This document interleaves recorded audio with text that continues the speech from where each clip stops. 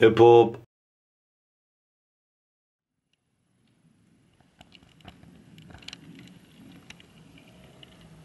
For as far as I can see, the world is a beautiful place, but honestly it's moving at a delusional pace. Everybody slow down.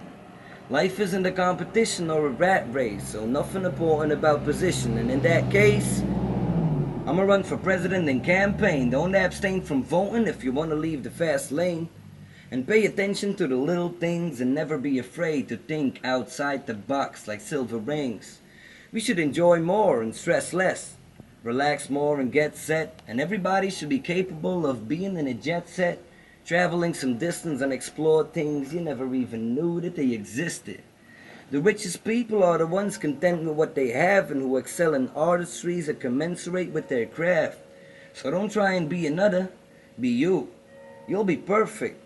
A lot of self-knowledge is hidden underneath the surface, so open up the curtains, no masquerade identity, be proud of who you are, and represent your own integrity, your values and beliefs.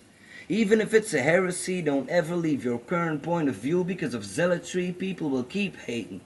They're addicted to dissension. So don't waste no energy on things that don't deserve attention.